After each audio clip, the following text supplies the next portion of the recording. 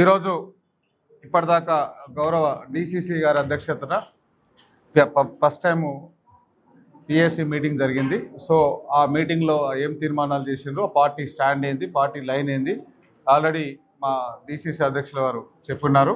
దానిలో మేమందరం ఇక్కడున్న జిల్లాకు సంబంధించిన ఎమ్మెల్యేలు, మంత్రులు, ఎంపీ గారు, మిగతా మున్సిపల్ చైర్మన్లు, మార్కెట్ చైర్మన్లు, మాజీ చైర్మన్లు వాళ్ళందరూ ఎవరెవరు ఆ పిఎస్సి మీటింగ్లో పాల్గొన్నారో వాళ్ళందరూ పాల్గొన్నారు. దానిలో కొన్ని ముఖ్యమైన డిసిషన్ తీసుకున్నారు, అవన్నీ మీకు చెప్పినాం.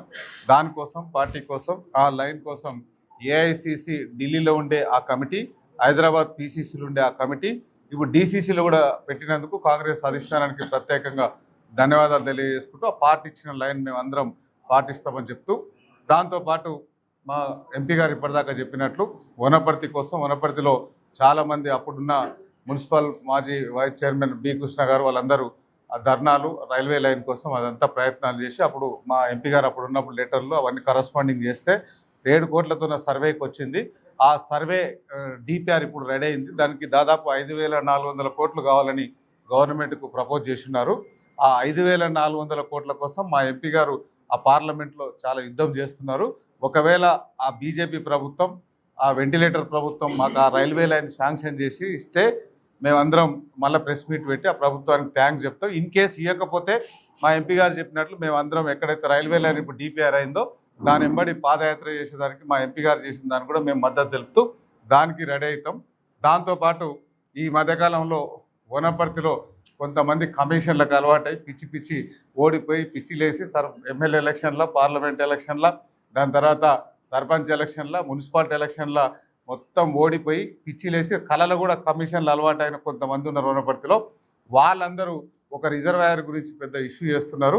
సో వాళ్ళ కోసం అదొక చిన్న 2-3 విషయాలు మాట్లాడాలని, గొల్లపల్లి రిజర్వాయర్ అని ఒక దానికోసం ఆ రిజర్వాయర్ వద్దని వాళ్ళే చెప్తున్నారు. ఫస్ట్ రిజర్వాయర్ కావాలని చెప్పింది ఎవరు, దానికి సంబంధించిన GO number 105, GO number 105 June 10, 2015 BRS party వచ్చిన తర్వాత ఒక జీవో తీసుకొచ్చారు. ఆ జీవోకు సంబంధించి పాలమూరు రంగారెడ్డిలో ఒక భాగము ఏదుల రిజర్వాయర్.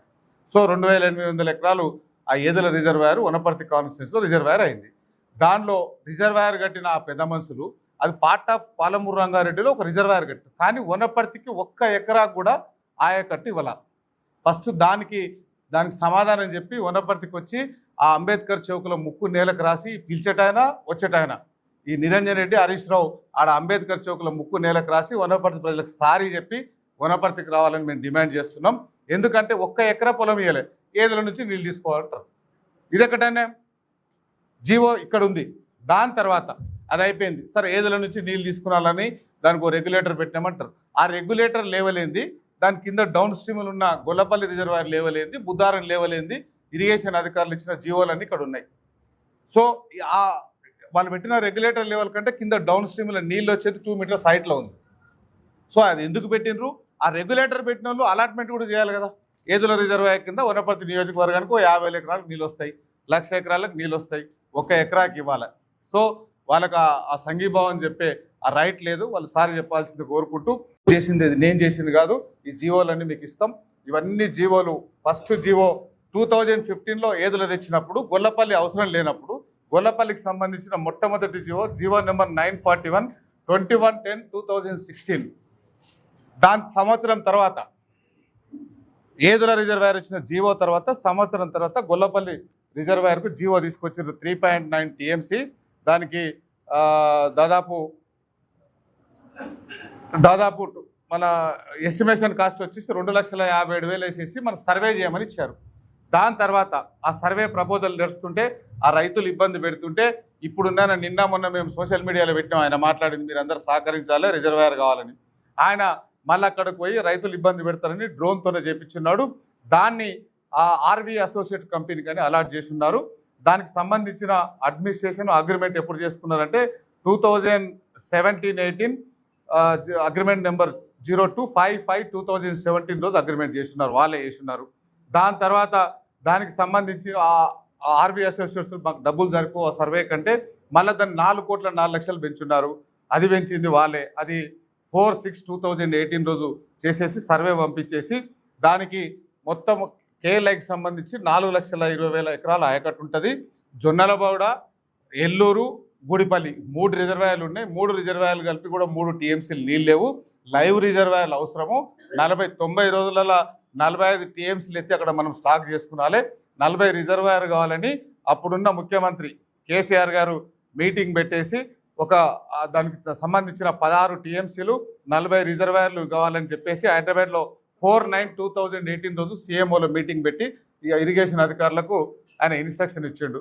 దాని తర్వాత మళ్ళీ వీళ్ళు మనోళ్ళు ఇచ్చిన ప్రకారం ఆ సీఎం అప్పుడున్న సీఎం గారు వాళ్ళు చెప్పిన ప్రకారం వీళ్ళందరూ ఇరిగేషన్లకు సంబంధించి 4,250 కోట్లు అవుతాయి అని ప్రపోజల్ ఇస్తే 7/3/2019 రోజు అంతొద్దు, మన ప్రభుత్వం ఆర్థిక పరిస్థితి బాగాలేదు, 20 రిజర్వాయర్ చేయండి, దానికి 2,460 కోట్లు అవుతాయి, దీనికి నేను అప్రూవ్ చేస్తున్నాను. అప్రూవ్ చేసేసి అప్పుడున్న కేసీఆర్ గారు అప్రూవ్ చేస్తున్నారు. ఆ జీవో మీకు ఇప్పుడు ఇస్తాను నేను. దానిలో 20 రిజర్వాయర్లలో వనపర్తి నియోజకవర్గానికి సంబంధించి నేను చేసింది కాదు, ఇది ఆన్లైన్లో మీరు తీసిన ప్రింట్ వస్తుంది. సో వనపర్తికి సంబంధించి ఫస్ట్ గొల్లపల్లి రిజర్వాయర్, దాని తర్వాత గోపాల్పేట రిజర్వాయర్, దాని తర్వాత Kilaganpur reservoir, Buddharam reservoir, Buddharam stage 2 reservoir, Gatlakannapur reservoir. వనపర్తికి 6 రిజర్వాయర్లు కావాలా. సో 6 కలిపి 4 నుంచి 8 టీఎంసీలు ఉంటాయి. మనకు జూన్ జూలైలో ఆ తుకాలు పోసుకునే టైంలో కృష్ణానది రాదు కాబట్టి, దాంతోపాటు మార్చ్ ఏప్రిల్లో సెకండ్ క్రాప్ కృష్ణానదిలో వాటర్ లేకపోతే ఇబ్బంది ఉంటుంది కాబట్టి అనే ఉద్దేశంతోనే డిజైన్ చేస్తున్నారు. సో మంచిదే. దాని తర్వాత ఈ 42కు సంబంధించి ఆ గొల్లపల్లి రిజర్వాయర్ నుంచి అక్కడ ఆ ఏరియాకి సంబంధించిన 42,662 ఎకరాలకు అడిషనల్ ఆయకట్టు వస్తుంది కాబట్టి మనకు అది అవసరమని వాళ్ళే చేస్తున్నారు. దాంతోపాటు ఆ స్లూయిస్ ఒకటి పెడితే ఒక పక్కల అక్కడ మన తాడిపర్తికి సంబంధించి, తిరుమలాపూర్కి సంబంధించి, చెన్నారకు సంబంధించి, మన కేశంపేటకు సంబంధించి, దత్తాపల్లికి సంబంధించిన 8,384 ఎకరాలు, దాంతోపాటు చిరికపల్లి ఏదుల విలేజ్కు 1,289 ఎకరాలు, దాంతోపాటు ఈ పసుపుల బ్రాంచ్ కెనాల్కు 208 ఎకరాలకు, దీనికి ఇంత కలిపి మొత్తం కలిపి ఇవన్నీ కావాలని ప్రపోజ్ చేసింది వాళ్ళే. సో దానికి ఏదుల రిజర్వాయర్కి సంబంధించి ఇప్పుడు మేము చేసింది కానీ, దాని తర్వాత కానీ, డ్రాయింగ్ చేసింది కానీ, డిజైన్ చేసింది కానీ మా ప్రభుత్వం వచ్చినాక ఏం చేయలేదు. నేను అసెంబ్లీలో ఏం మాట్లాడానంటే, ఈ 6 రిజర్వాయర్లు గత ప్రభుత్వం ఇవన్నీ ప్రొసీడింగ్ చేసిపోయింది, మనకు వాటర్ ప్రాబ్లం అవుతుంది. ఈ గొల్లపల్లి రిజర్వాయర్తో పాటు గోపాల్పేట, ఏదుల, గోపాల్పేట, కొల్కపాట్ అండ్ గట్లకానపూర్, వెల్టూర్, గన్పూర్ ఇవన్నీ తొందర చేయమని నేను అసెంబ్లీలో మాట్లాడిన దానికి ఇక్కడ టెంట్ కింద కొంతమంది ఈయన చెంచాలను పెట్టేసి మాకు ఆ రిజర్వాయర్ వద్దు, ఇక్కడ ఎమ్మెల్యే గెలిచిన నేను ఎమ్మెల్యే ఉన్నా, అక్కడ కలెక్టర్ గారు ఉన్నారు, మాకెవ్వరికి వాళ్ళు వినతి పత్రం ఇవ్వరు, మాతోనే మాట్లాడరు. సో వాళ్ళు ఇష్టం ఉన్నట్లు వాళ్ళు చేసుకొని అనవసరంగా రాద్ధాంతం చేస్తున్నాడు. అక్కడ ఆ రాద్ధాంతం చేసి ఇప్పుడు నేను చెప్పిన జీవోలన్నీ అప్పుడు ఇరిగేషన్ మంత్రి ఉన్న హరీష్ రావు గారే ఇచ్చారు. ఆ హరీష్ రావు గారికి ఇక్కడ ఇప్పించిన ఈ సన్యాసుడికి, ఈ దద్దమ్మకు నేను ఇక్కడ నుంచి మీ పత్రికా ముఖంగా చెప్తున్నా, వాళ్ళిద్దరూ వనపర్తి నియోజకవర్గానికి ఖానాపల్లెకి సంబంధించిన 8 ఏళ్ల నుంచి పెండింగ్ ఉన్న R&R ఇవ్వలే, యువకులకు ప్లాట్లు ఇవ్వలే 18 ఏళ్ళు దాటిన, దాంతోపాటు ఏదుల, బండరాయపాకల, కొంకలపల్లి దానికి సంబంధించిన ఆ ప్రొసీడింగ్స్ ఇవ్వాల. కానీ ఈ R&R ఏదులకు సంబంధించిన కానీ, ఆ మామిడి చెట్ల డబ్బులు కానీ, ఆ 18 ఏళ్ళ పిల్లలకు ప్లాట్లు కానీ, R&R ఇష్యూలు కానీ, రంగసముద్రానికి సంబంధించింది కానీ, దాంతోపాటు ఇక్కడ నాగరాలకు సంబంధించి కానీ, కొంకలపల్లి కానీ, బండరాయపాకల కానీ అప్పుడు కట్టిన వాళ్ళ పీరియడ్లో కొన్ని కంప్లీట్ చేసిన దానిలకు R&R ఇవ్వకుండా, ఆ 18 ఏళ్ళ పిల్లలకు ప్లాట్లు ఇవ్వకుండా, ఆ బిల్లులు ఇవ్వకుండా, అవన్నీ వనపర్తి నియోజకవర్గంలో అభివృద్ధి పేరు మీద 9.5 సంవత్సరాలు ధ్వంసం చేసిన వాళ్ళకి, ఆ బీఆర్ఎస్ పార్టీ మాజీ నాయకులకు వనపర్తికి వచ్చి ఆ రిజర్వాయర్ వద్దనే నైతిక హక్కు లేదు కాబట్టి వాళ్ళందరూ ఫస్ట్ వనపర్తి ప్రజలకు అక్కడికి వచ్చి ముక్కు నేలకు రాసి క్షమాపణ చెప్పి వనపర్తి రావాల్సిందిగా మేమంతా డిమాండ్ చేసుకుంటూ, వాళ్ళు అక్కడ కూర్చున్న టెంట్ కింద కూర్చున్న కొంతమందికి ఇక్కడ ఉన్న వనపర్తి నియోజకవర్గ ప్రజలకు అందరికీ ఒక చిన్న ఎక్స్ప్లెనేషన్ చేయదలుచుకున్నాం. వనపర్తి నియోజకవర్గానికి మొత్తం 1,50,000 ఎకరాల ఆయకట్టు ఉంది. అందులో అడ్డాకల్ మండలం దేవరకద్రకు సంబంధించిన 10,000 ఎకరాలు కూడా కొన్ని అక్కడ మనకు 2 మండలాలకు సంబంధించిన ఆయకట్టు ఉంటుంది.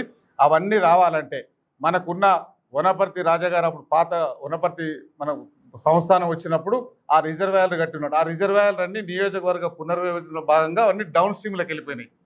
అన్నీ మనకు example Ganpur, example Veltur, example Krishna Samudram, example సర్లసాగర్, example Sriranga సముద్రం, అన్నీ ఆ రిజర్వాయర్లు కట్టిన తర్వాత వేరే నియోజకవర్గాలు వస్తాయి. సో వనపర్తి 1,25,000 ఎకరాలకు నీళ్ళు కావాల్సి ఉన్నప్పుడు ఇక్కడ Buddharam stage 1, Buddharam stage 2, Gopalpet, Polkapad and Gollapalli రిజర్వాయర్లకు సంబంధించిన 4 టీఎంసీలు మనకు అక్కడ నీళ్లు పెట్టుకోగలిగితే, ఆ ఫ్లడ్ వచ్చినప్పుడు మోటార్లు నింపుకోగలిగితే ఆ వనపర్తి నియోజకవర్గంలో ఉన్న రైతులకు అందరికీ ఆ జూన్ జూలైలో తుకాలు పోసే టైంకు కృష్ణానది ఎప్పుడు చరిత్రలు రాదు. 10 సంవత్సరాలకు ఒకసారి జూలై ఎండింగ్లో వస్తుంది, తర్వాత ఆగస్ట్ సెప్టెంబర్లో వస్తుంది. కాబట్టి ఆ జూన్ జూలై మా రైతులకు అందరి కోసం, అట్లనే మార్చ్ ఏప్రిల్లో కృష్ణానదిలో మన డ్రింకింగ్ వాటర్ పర్పస్ ఇబ్బంది అవుతుంది. కాబట్టి ఆ టైంలో ఈ తల మీద మన నెత్తి మీద 50 మీటర్ల హైట్లో ఉండే ఆ 4 రిజర్వాయర్లు అయితే బాగుంటాయని మేమందరం మా ఉత్తమ్ కుమార్ రెడ్డి గారికి చెప్పినాం. కాబట్టి అది ప్రపోజల్ తీసుకొని అక్కడున్న రైతులకు వాళ్ళు చెప్పినట్లుగానే వాళ్ళు నిజమైతే ఆ గొల్లపల్లి సర్పంచ్ కానీ, చీర్కేపల్లి సర్పంచ్ కానీ, అక్కడున్న రేవల్లి సర్పంచ్ కానీ, ఏదుల సర్పంచ్ కానీ 7 గ్రామ పంచాయతీలు ఉంటే 6 గ్రామ పంచాయతీలు మా కాంగ్రెస్ అభ్యర్థుల్ని గెలిపించున్నారు.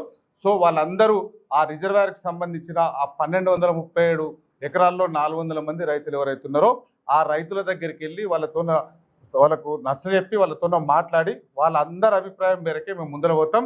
ఈ సన్యాసాలు అడ్డం పడ్డా, ఇంకేదైనా చేసినా ఇక్కడ వనపర్తి నియోజకవర్గ అభివృద్ధికి వాళ్ళ ఏం చేసినా ఇది ఆగదని చెప్తూ, వాళ్ళకి ఈ అభివృద్ధిని చూసి, కాంగ్రెస్ పార్టీ చేసే అభివృద్ధిని, ఇక్కడ చేసిన అభివృద్ధిని చూసి వాళ్ళందరూ మెంటల్ గాళ్ళాగా మాట్లాడుతున్నారు. వాళ్ళందరికీ ఇక్కడ నుంచి నేను వాళ్ళకి చెప్తున్నా, మీరు చెప్పిన వీడియోలు మీరెందుకు 2015లో పాలమూరు రంగారెడ్డి అయిన తర్వాత ఇదంతా ప్రపోజల్ చేస్తున్నారు, దీని అన్నిటికీ మీరు సమాధానం చెప్పి ప్రజలకు రావాలని డిమాండ్ చేస్తూ, వీళ్ళ మాటలు నమ్మి ఆ జీవోలు ఇచ్చిన మాజీ మంత్రి హరీష్ రావు కూడా ఇక్కడ వచ్చి చులకన కావద్దని ఆయన కూడా సలహా ఇస్తూ, ఈ వనపర్తి ప్రజలందరూ మేధావులు కాబట్టి దీని మీద ఇవన్నీ పేపర్లలో మీకు అంతా జీవో కాపీలు ఇస్తాం, మీరందరూ దీన్ని ప్రజలకు తీసుకెళ్ళి వాళ్ళందరికీ సహకరించాలని ప్రత్యేకంగా మీ అందరూ కోరుకుంటున్నాం.